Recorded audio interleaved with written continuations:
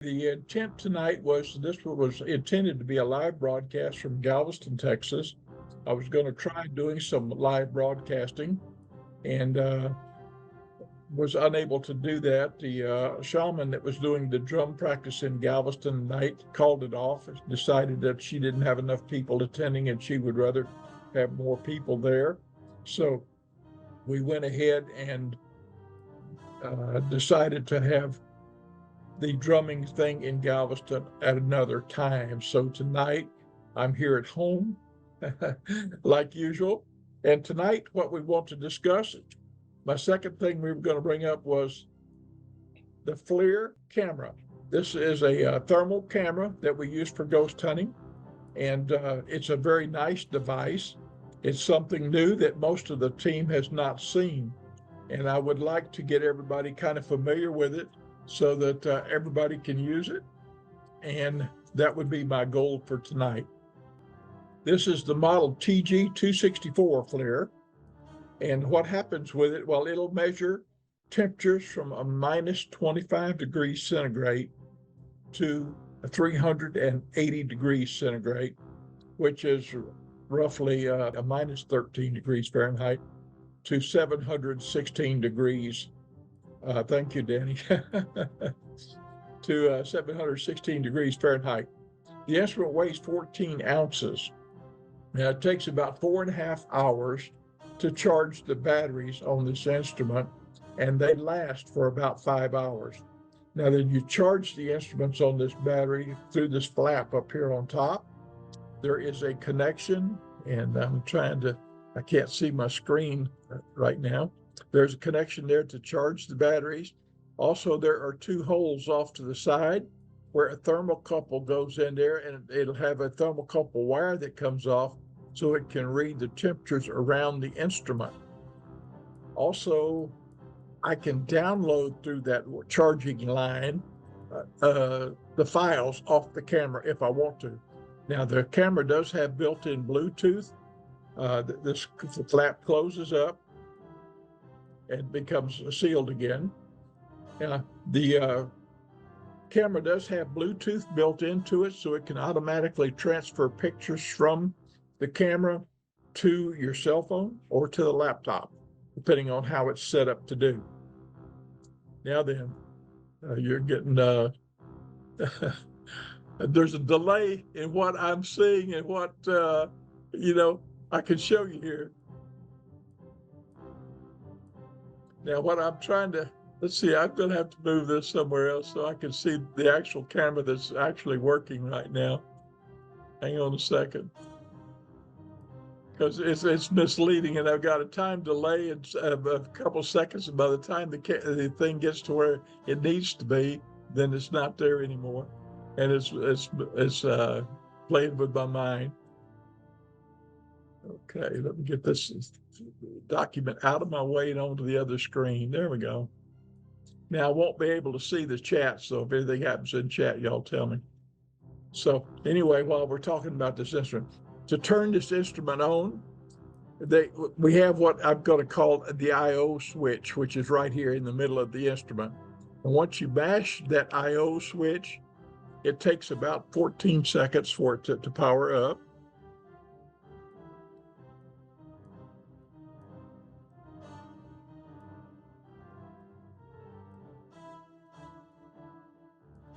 While it's powering up, let me tell you that this camera will store about 50,000 pictures on it with the memory that it has built into the. As you can see, it's come up and you see a picture there that is like none other that you've ever seen before. The lighter areas, the yellows and the whites, are higher temperatures. The darker going down toward the bottom of the screen that you see there are cooler temperatures. So that's how you can tell the difference between some of the different temperatures. Now then, what you're doing here is looking at my backdrop in mass. So you're seeing the whole backdrop.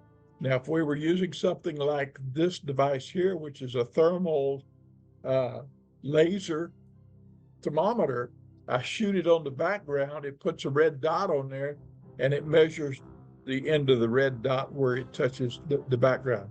This is measuring the entire wall. Now then, you can, over here on this side, you see this little button that's got a star. By mashing the star,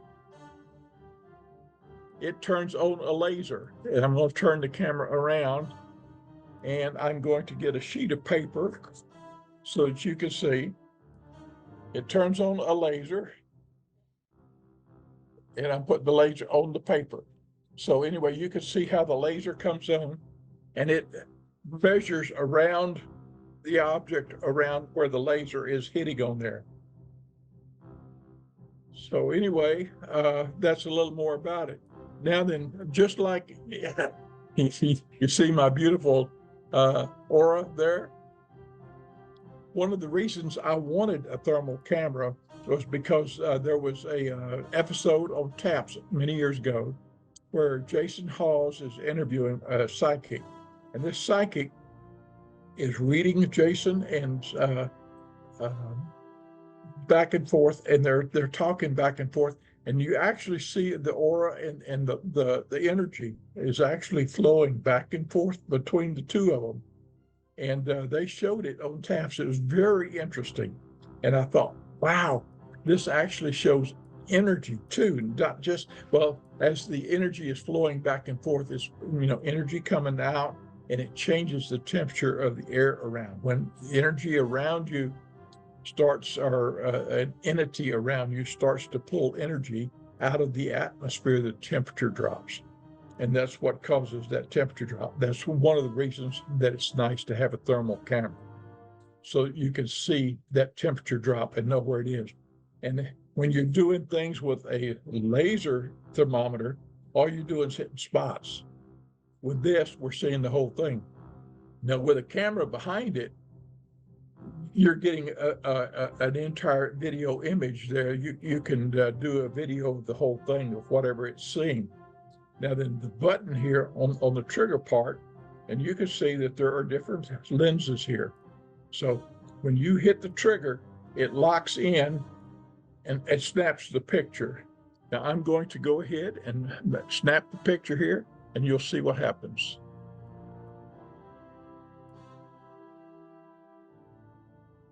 Well,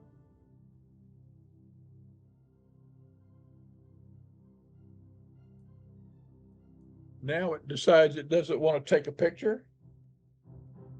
Okay, there it went. I guess I wasn't pulling the trigger enough. So actually, you saw the little thing pop up, and it tells you what image it is.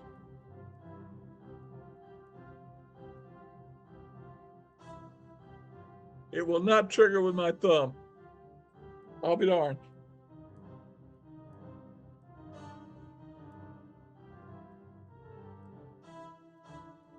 Well, I have no, there it goes. See that it tells you the image and everything. It shows you a picture of the image. But anyway, it has done the two images. Now then, when you mash the on off button a little bit while it's on, you just mash it, you get a menu. The first menu there is gallery. So I'm going to it, and it's showing the two pictures that I just took. If I mash it again, that is the first picture. I can go to the down arrow, and I go to the next picture. Then I can go over to the return arrow over on the side there, return arrow, and I'm back at the menu, or the choice of the gallery. Now I'm going to go back to the menu on the screen. Now the next one down is image adjustments. Now to go down, I hit the bottom. You have two C-shaped buttons here. I can hit the bottom one, and you'll see that it goes down. Or I can hit the top one, and it'll go up. So anyway, the next level there is to image adjustments. I can make image adjustments. I can go down the next one and turn the light on. Oops, I didn't turn the light on. Sorry about that.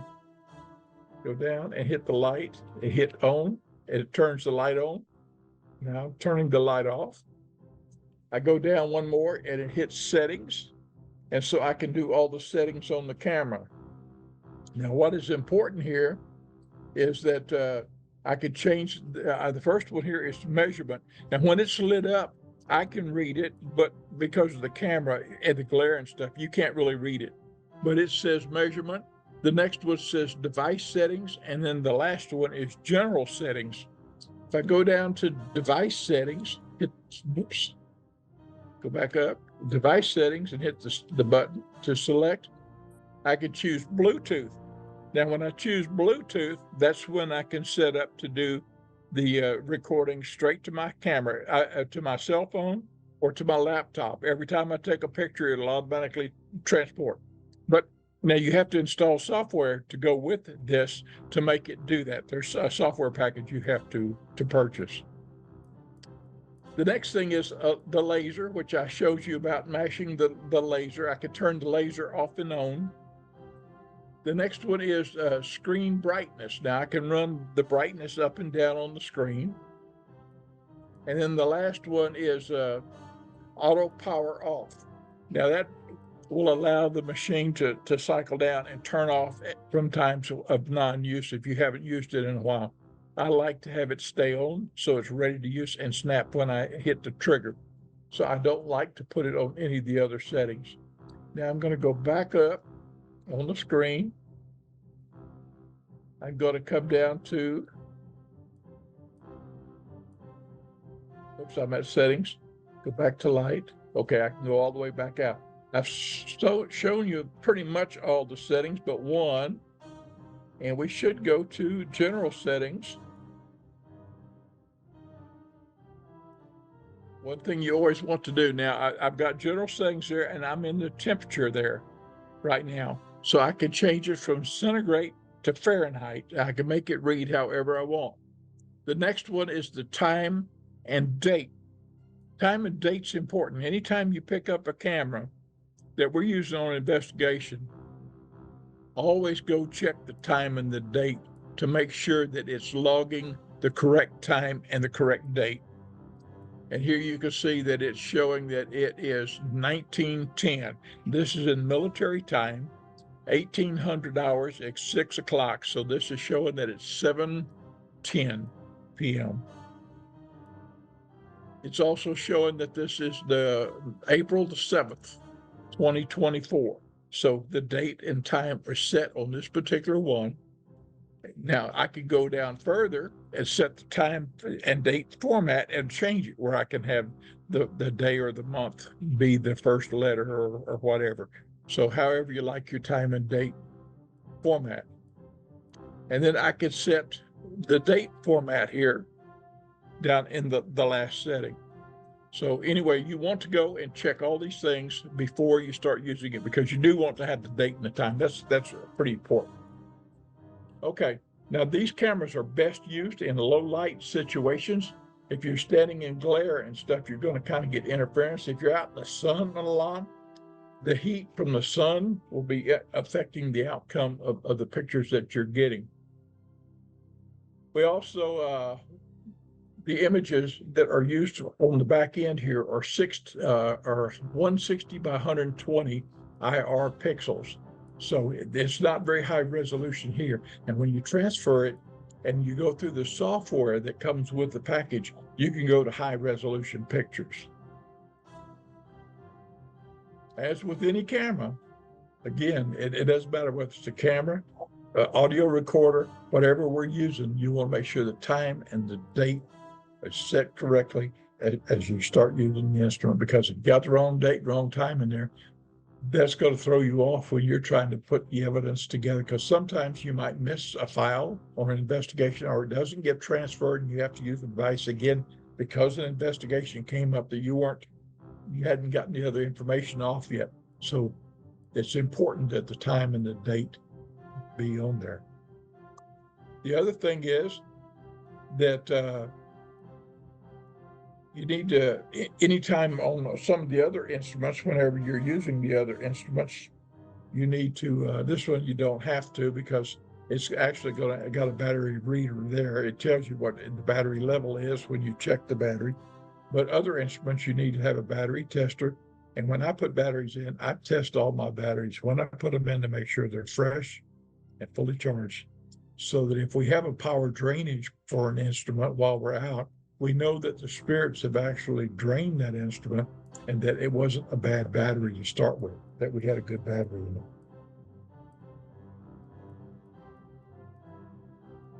Another important thing about cameras, every time you get a camera, check the lens. Make sure the lens is clean, because if somebody's put a fingerprint on there, your pictures are going to have some stray things on there, some artifacts from different things. It might be, an oil spot that your finger has left on the lens of the camera, and you get some weird stuff that you can't explain. And a lot of times it'll be because your lens was not clean. Anyway, I think I have covered everything on this camera fairly well. And I am going to do something else right now. I'm going to go ahead and kill the camera. So when y'all get a chance, now the way you kill it is you hold that button until it goes out, and then it stops and it turns off. Now it does have a strap with it that goes with it, and we have a nice case for it that it goes into. It goes this way where it fits the case, and the case is built to fit its shape, and it goes over. It's got a Velcro closure, and it closes right there. Now, this has some padding to it. Now, it'll protect the camera some, but let's not throw the camera around or drop it on purpose. Now, I do have this strap. Things I don't want to see dropped, I leave the strap on, because I generally have it around my neck or over a shoulder, or around an arm. That way, it's less likely to be dropped. So we want to be, this is very expensive. We don't want to be breaking it. Okay, I'm going to take that screen down. Oh, I haven't discussed some of the things. I had told you about how Jason Hawes had used that camera for showing the energy going back and forth between him and a psychic when a psychic was doing a reading on him. Let's see, where and how much did you pay for it? I don't remember, Danny, but I'm thinking it's like $500-600. The energy and auras around our bodies. Yes, it shows those to a degree, and I'm going to show you some pictures here in a minute. What is the name of the software you use to transfer? Let's see here. Hang on.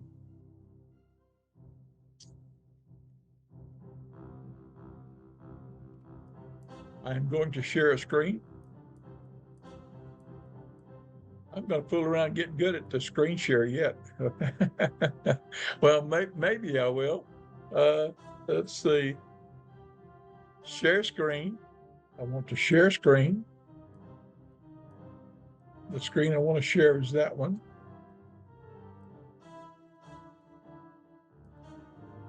There you go. You're seeing it now. There's the video software is from the Flir Corporation here, and it's got where you connect it with a USB. It's got a cable that goes in the top of it and hooks to your laptop, and of course you can play with the software and stuff. Now then, to be honest with you, Danny, I'm going to stop sharing here for a second, and then you're going to see something here. I'm going to go over here and go to Paranormal.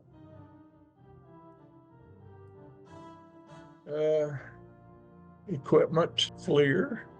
Go to the studio suite. Okay. Now then, I want to share this screen with you since you asked about it.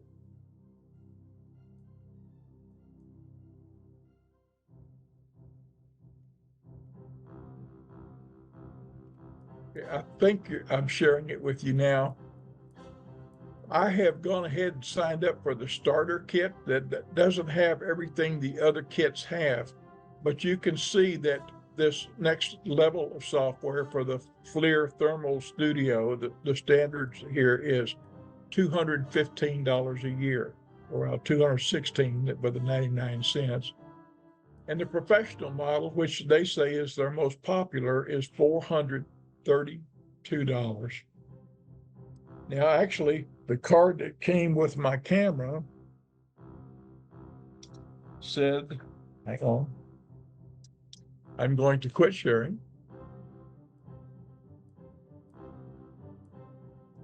The card that came with my camera here had the software costing, see if I can get it up there, $199. So it's gone up $21.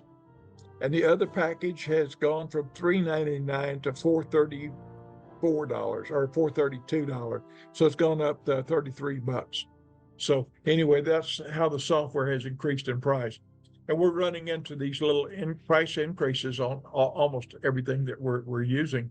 And so that's why I've been asking everybody to be sure and get their donations in, because to try to keep the equipment working and functioning, it takes money. And there's no way around it. It just takes money. Okay, I'm going to get my screen back over here, Danny, so I can see the live stream. I hope. Yeah, there we go. Do you have any other questions? I don't see any other questions coming in right now. Okay, now then, one of the things that I had on my notes that I meant to tell you about the software, and I can't get to it there because that's full screen.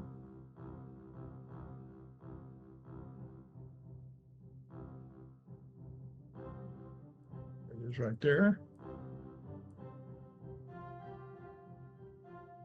What the thermal camera was originally designed for was to look for hotspots from like electrical connections, wiring and stuff.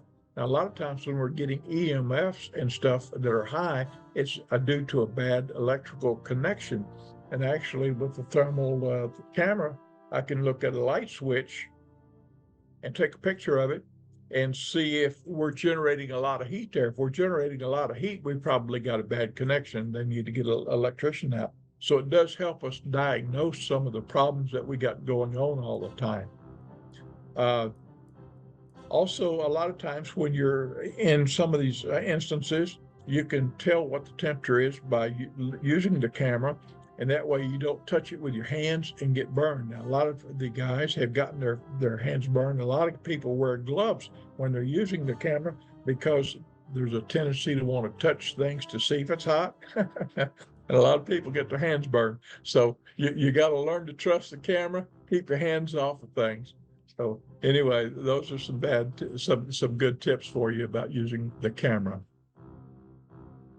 All right, now then, I want to take you to share a screen again,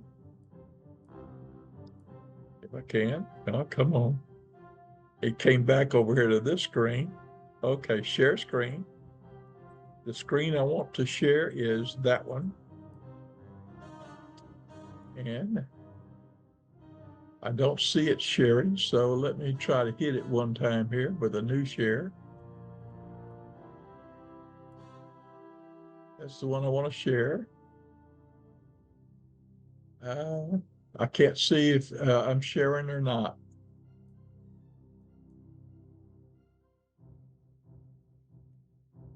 Okay, I hope that I am.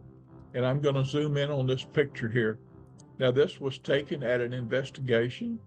You can see some plants here. You can see some pictures around. And this is the heat coming through the windows here. This was kind of in a warm day, and there was heat coming through the apartment up here.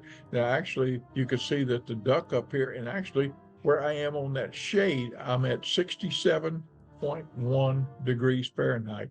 So that's what that color red is right there. The next picture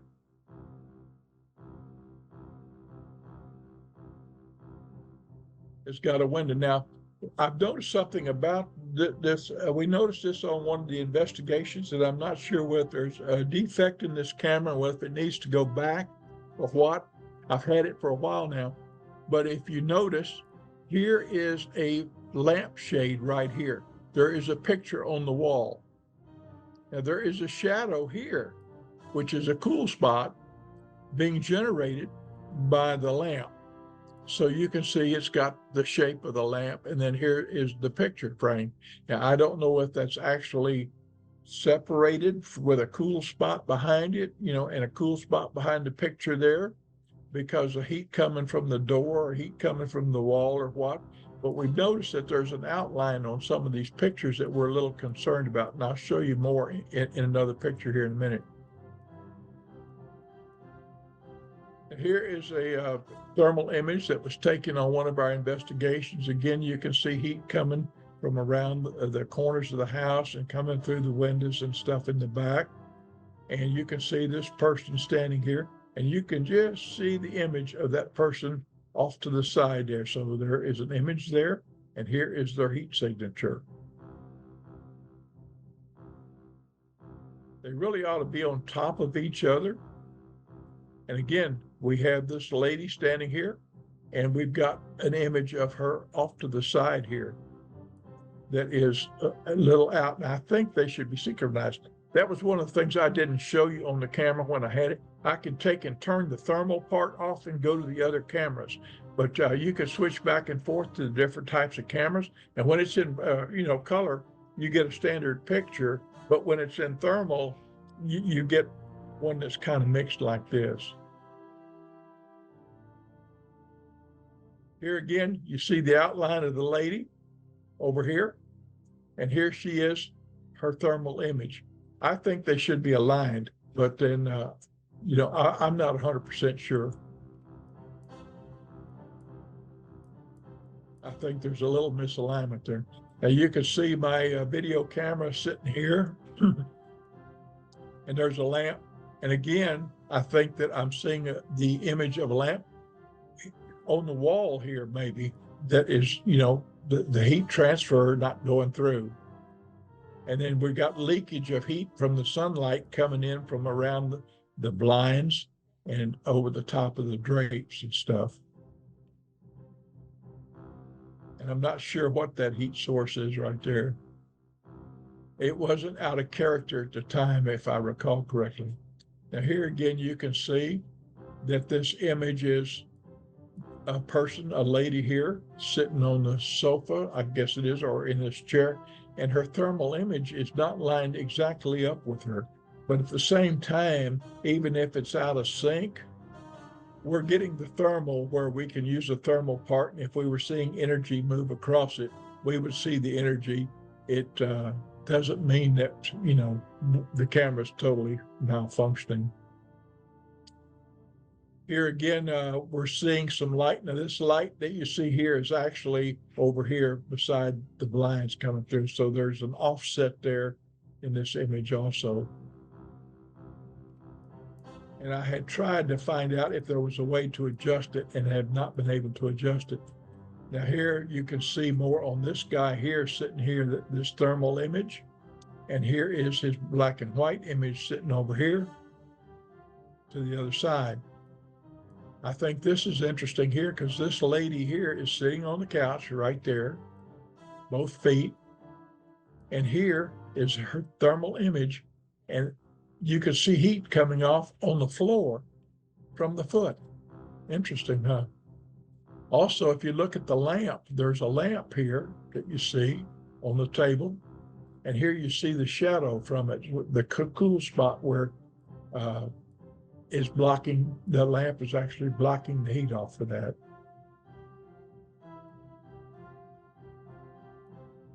And here is a similar picture where this lady is sitting on the sofa. Well, actually, I guess she's sitting on the bed here, and her thermal image is next door here. And we have a person here holding a cell phone, and you can see his thermal image right there. His heat signature. I'm not sure what this one is. I'm kind of curious. I threw it in there because I was curious. I wanted to look at it again, but it looks like this is a tote bag. And I guess it's on the floor, and this is a person's feet right here that's above it, so that there's a heat signature from a person. And perhaps this is another person over here. But anyway, it made an interesting picture. And again, you can see that it was pretty cool in here, that the color that it's signed in on right there, where the target is at 69.6. And here again, we have two people sitting at a table, and you can see their thermal images right here. Now, this one looks a little blurrier to me. For some reason, the aura seems to be giving off more aura or more energy, and this one doesn't have as much energy.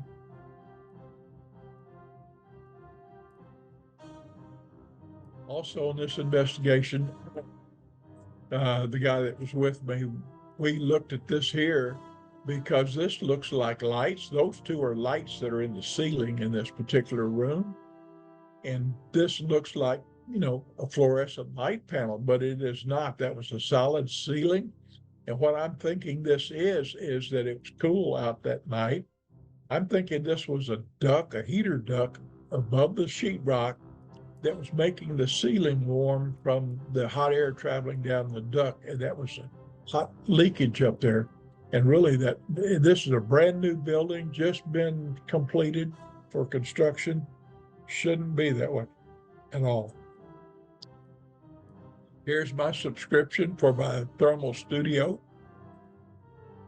So I have my starter code for it. I'm going to stop sharing. I'm going to take that down, so I can go back. Okay, she says that answers my question. Love your abbreviation, Danny. Very good. Okay, do we have any other questions on the thermal camera? Danny, are you interested in trying to use it?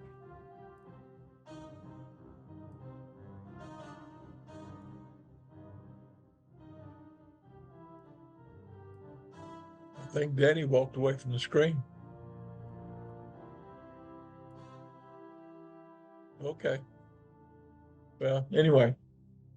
Okay, just like I was talking about on some of the other instruments, though, you want to be sure and make sure that the batteries are fresh, and that we charge all the things. Now, if it takes 4 hours, 4.5 hours to charge the Flir camera, can you imagine what it takes for me to charge the 3 video cameras that we have that have a microphone on top that has to be charged too?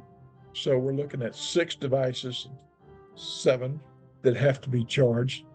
And then I've got a couple others that all need to be charged, and they have backup batteries to them that need to be charged. So you can see that charging batteries is a big deal around here. And also then when you get those batteries in, you got to set the dates on all these pieces of equipment to try to record those dates so that we have accurate readings and stuff coming across, and that everything is set to go, and that everything's going to work for everybody. Okay, I've got 7:36.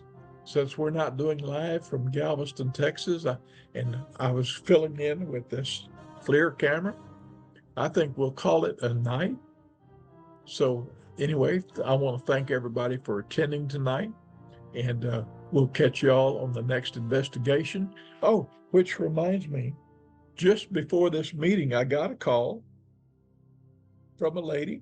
I don't have her name here with me, but it's kind of an abuse case where we're looking at some things that need to be looked into. If you know anybody that knows anything about, what do you call it? Punishment of the sins of the father. I don't have it here right now, but anyway, apparently they're thinking that they have some kind of a generational curse on them or something like that. If you know anybody that is good at curses, if you would let me know. I've got some flyers out to a couple of people that I do know that can work on curses. And I also am going to be talking to a couple of people because it does involve, there's some questions about the Masons not being a Mason. I've got to consult with some Masons. So anyway, I will get with the Masons and try to get some answers for us.